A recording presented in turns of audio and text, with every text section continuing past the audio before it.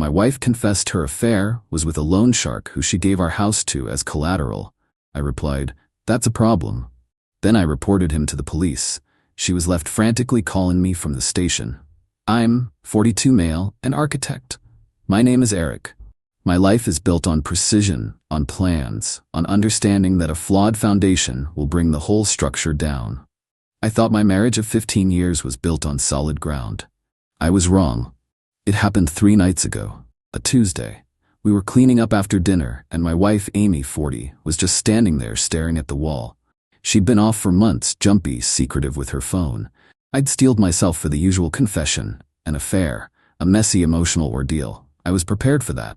I wasn't prepared for this. "Eric," she said, her voice thin, "I need to tell you something." I turned off the water. "I'm listening." "I had an affair," she choked out, tears welling. I just nodded, waiting. Her panic was too raw for simple infidelity. "It wasn't what you think. It was about money. I got into some trouble. I borrowed some money." "Okay," I said evenly. "From who?" "From a man. His name is Nicholas," she stammered. "He helps people." The euphemism hung in the air. Loan shark. "How much, Amy?" 50,000, she whispered, and then another 25 when I couldn't make the payments. 75 grand. Her boutique clothing business had been struggling, a fact she'd been artfully hiding for over a year. I took a deep breath, forcing myself into architect mode. Assess the damage. "What did you give him for collateral?" She wouldn't look at me. That's when I knew. "He said it was just a formality," she wailed. "He had papers drawn up, a lien. He said we both had to sign. He even had a notary come to the coffee shop." The mention of a notary sent a jolt of ice through my veins. "Amy, I haven't seen a notary with you in years. He needed my signature." She finally broke down completely, sobbing into her hands. "I'm so sorry, Eric. I signed for you." The notary barely looked up. "It all happened so fast. I was so scared. I thought I could pay it back before you ever found out." She had forged my signature. She had used a complicit or negligent notary to legitimize a fraudulent document, handing the single biggest asset we owned, the home I designed myself, to a predator. I stood there, the silence broken only by her gulping sobs. My mind wasn't racing. It was eerily calm, processing data, forgery, felony fraud, a fraudulent, notarized lien against our property, a criminal lender. She expected me to yell. Instead, I looked at my wife of 15 years and said, "That's a problem." I went to the spare bedroom and closed the door. I didn't sleep. I made a plan. The next morning I made 2 calls. The first was to the bulldog litigator my firm keeps on retainer. The second was to the police. I met my lawyer Gary that afternoon. "The forgery is your key," he said, his face grim. "But the notarization complicates it. It gives the document a presumption of validity. We won't just get this thrown out. We'll have to fight it with an action to quiet title. It will run parallel to everything else. It will be expensive." He paused. "And the only way to start is to report the entire crime to the police. That means reporting Nicholas, the notary, and Amy's forgery." "She'll face charges," I stated. "Without question," he confirmed. "She committed a felony. Your choice is this. You either accept a criminal holds the title to your home, or you burn the whole thing down and see what's left when the smoke clears." So, this morning, I did it. I walked into the Central Precinct and sat down with a detective in the Financial Crimes Unit. I gave him a clear, chronological account. I told him about Nicholas, the suspicious notary, and the forgery. I've started a fire. I have no idea what will be left standing. Update 1. The initial explosion has given way to the grim reality of trench warfare. Amy was charged with felony fraud and released on bail. Her parents had to cash out a significant portion of their retirement fund to cover it and her legal retainer. The phone call from her father was laced with a venom I'd never heard. "We're risking our future because of what you did, Eric. You press a button and ruin everyone. A husband is supposed to fix things, not burn the house down." The concept that Amy lit the match was completely lost on them. In their narrative, I am the villain. I've barely spoken to Amy, except through the ice-cold medium of lawyers. My attorney, Gary, filed for divorce immediately. He also filed the quiet title action, the lawsuit to have a judge officially declare Nicholas's lien fraudulent and remove it from my deed. Nicholas, of course, has responded. His lawyer claims the lien is valid, that I was a willing silent participant, and that my police report is a case of borrower's remorse. It's bullshit, but it's legally required bullshit that will cost me tens of thousands to fight. That fraudulent lien is still legally attached to my home, a cancerous growth I can't yet remove. The police investigation is moving at a glacial pace. The detective is methodical, but warns me that these cases are marathons. Nicholas is lawyered up and refusing to talk. The notary claims she doesn't remember the transaction, one of dozens she did that week. It's my word against a notarized document. The stress is immense. I'm not sleeping. Every creak of the floorboards sounds like an intruder. Last week, I made my first real mistake. During a preliminary phone conference with the lawyers, Amy's attorney was grilling me about our finances, implying I was a controlling husband who drove her to desperate measures. I snapped. I told him he was a parasite defending a criminal. Gary was furious with me afterward. You don't give them ammunition, Eric. You stay calm. You are the victim. Act like it. It was a stark reminder that my anger is a liability.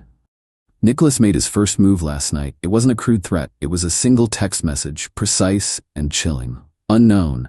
I trust you're confident in your home's security system. Things can go wrong. Wires get frayed. It's always smart to have a professional check them. It was deniable, plausible. It was also a clear, unmistakable threat. I screenshotted it, sent it to Gary and the detective, and spent $3,000 the next day on a new, upgraded security system with more cameras. This is my life now. Her parents have started a quiet campaign, calling our mutual friends with a tearful, edited version of events. I'm the cold, cruel monster. She's the desperate wife who made a small mistake. I've already had 2 awkward calls from friends offering unsolicited advice to be the bigger man. 1 month in, and nothing is resolved. The house is still in jeopardy. The divorce is shaping up to be a war, and a criminal is texting me veiled threats. I haven't just cleared a condemned site. I've walked into the middle of its slow, grinding demolition, and I'm getting hit by the shrapnel. Update 2. The grind is wearing me down. If this were a building project, it would be the part where you're stuck in the mud, burning money on unforeseen soil issues with no visible progress. The depositions were hell. Amy's lawyer spent 6 hours trying to paint me as a financially abusive and emotionally distant husband. He brought up every argument we'd ever had about money, every time I'd questioned her business expenses. They are building a narrative that I left her with no choice but to seek outside help. It's infuriating, because it's a funhouse mirror version of the truth. I wasn't controlling, I was concerned. But in a deposition transcript, the nuance is gone. Amy sat across the table, looking pale and thin, refusing to make eye contact. She just repeated the lines her lawyer had fed her. It wasn't like watching a stranger, it was like watching an animatronic version of my wife. Nicholas's harassment escalated in sophistication. The anonymous email to my firm's partners happened, but it was more insidious than I first imagined. He didn't just hint at instability. He included a link to the public court docket showing the quiet title action, framing it as a lawsuit where I was being sued over a massive debt. It caused a genuine panic. My partners stood by me, but only after our firm's legal department had several long, expensive meetings to wall themselves off from my personal legal entanglements. I'm still employed, but I can feel a new distance from my colleagues. I'm the guy with the drama. The real blow came last month. Nicholas, through his lawyer, filed a motion to force the sale of the house to satisfy the debt, pending the outcome of the quiet title action. It's a legal long shot, but the motion itself is a weapon. It forces me to spend money to fight it, and it creates a cloud of uncertainty. The hearing is in 2 months, and Gary says while we'll likely win, there's always a chance a judge could make a strange ruling. The stress is a constant, low-grade fever. I feel utterly alone. Our mutual friends have mostly fallen away, not wanting to take sides. My own family is supportive, but lives hundreds of miles away. The house is a mausoleum filled with ghosts of dinner parties and shared laughter. Some nights, the weight of it all is crushing. I sat in my car in the driveway for an hour last week, unable to go inside. I just leaned my head on the steering wheel, completely and utterly exhausted. This isn't a clean, strategic campaign. It's a war of attrition, and it's taking its toll. The detective called with a sliver of hope. They found another potential victim of Nicholas's, a small business owner who lost his van. But the man is terrified and reluctant to talk. For now, it's a dead end. The marathon continues, and I'm starting to wonder if I have the endurance to finish. Update 3: a year. A full year of my life consumed by this. The turning point came, but not in the way I expected. It wasn't a brilliant move on my part, but a classic case of the villain's hubris. The police finally got their break. The other victim, the one who lost his van, was facing his own financial ruin, and out of pure desperation decided to cooperate. Crucially, he had kept every piece of paper, every threatening text, and even had a recording of Nicholas explaining how the collateral process was just a formality. His evidence, combined with mine, gave the DA enough to start taking the case against Nicholas seriously. Feeling the heat, Nicholas tried a calculated, vicious gambit. He didn't forge texts, he used the truth as a weapon. His lawyer subpoenaed my personal and business financial records for the last 5 years, arguing they needed to prove I didn't have the means to help Amy, thus justifying her seeking an outside loan. The real purpose was to harass me, bury me in paperwork, and find anything, a late tax payment, a questionable business expense, to discredit me. It was a massive, invasive, and expensive nightmare. We spent weeks gathering documents. It was a professional colonoscopy. But he overplayed his hand. In the mountain of data, my lawyer found the accounts for Amy's boutique. Her spending was far worse than I ever knew. She hadn't just been covering business losses, she'd been spending lavishly on suppliers, travel, and business lunches that I now realize were part of her facade. This evidence demolished her lawyer's narrative that she was a helpless victim of my financial control. In trying to expose me, Nicholas had inadvertently exposed the depth of her deception. That revelation seemed to break something in Amy. Her parents' money was gone. Her lawyer was demanding more. The reality that she was facing a felony conviction with no savior in sight finally crashed down on her. We had a court-mandated settlement conference for the divorce. It was a disaster. Her lawyer was still posturing, but Amy was a wreck. During a recess, she cornered me in the hallway. The change was horrifying. The entitled anger was gone, replaced by a raw, animal panic. "Eric, you have to stop this," she pleaded, her voice ragged. "Call it off. I'll do anything. I'll say whatever you want. I can't go to jail. I have nothing. I'm living in my parents' basement." "It's too late for that, Amy," I said, my voice flat. "Then give me something," she hissed, grabbing my arm. "The house? Give me enough from the sale to start over. You owe me that. For 15 years, you owe me that." It wasn't a request for forgiveness. It was the desperate shriek of a cornered animal, still believing the world owed her an escape route. I pulled my arm away and walked back into the conference room. The war isn't over, but the endgame is in sight. Nicholas's trial date is set. The evidence against him is strong. Our motion to dismiss his claim on the house is finally going before a judge next month, and Gary is confident. The divorce is the last piece. Her desperation has made her unpredictable, but it has also shattered her credibility. The foundation is cracked beyond repair, and all that's left is to negotiate the demolition. Final update. The war is over. I didn't win a glorious victory. I survived a siege. The last 7 months were a slow, methodical grind to the finish line. There was no single day of triumph, just a series of small, exhausting battles that finally led to peace. Nicholas, his trial was a 6-day affair. The testimony from me, the other victim, and a reluctant Amy painted a clear picture of a predatory lender who exploited desperate people. His lawyer tried to portray him as a legitimate high-risk lender, but the jury saw through it. He was found guilty. I had hoped for a decade-long sentence, a true end to his career.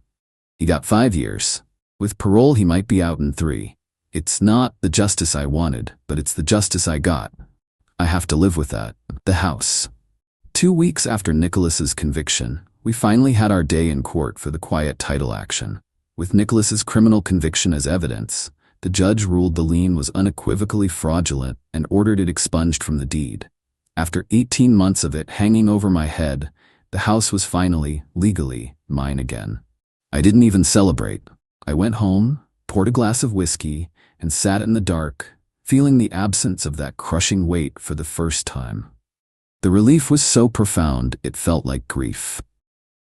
Amy, faced with her own trial, she took the plea deal offered by the DA. In exchange for her testimony against Nicholas, she pleaded guilty to 1 count of felony fraud. She was sentenced to 5 years of probation and 1,000 hours of community service. She has a felony record that will shadow her for the rest of her life. The divorce. This was the last, ugliest battle. With the house secured, her only leverage was to drag me through a costly trial. We settled on the courthouse steps. The agreement was brutal but realistic.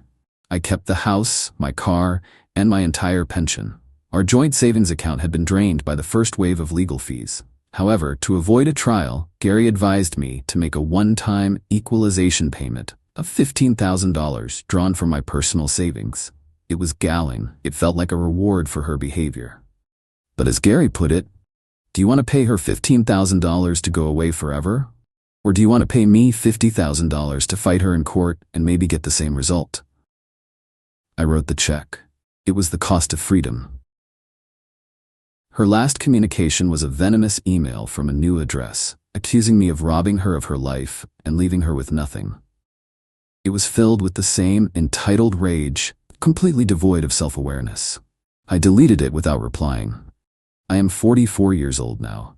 This ordeal has cost me nearly 2 years of my life, over $100,000 in legal fees and security upgrades, my marriage, and any remaining innocence I had about the world.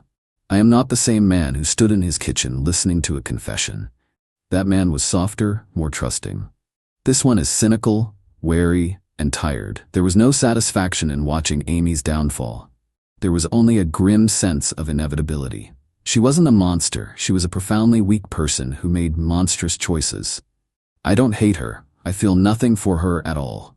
Life is quiet. I've started reclaiming my space, both physically and mentally. I'm focusing on my work. I go for long walks. I'm starting to see friends again.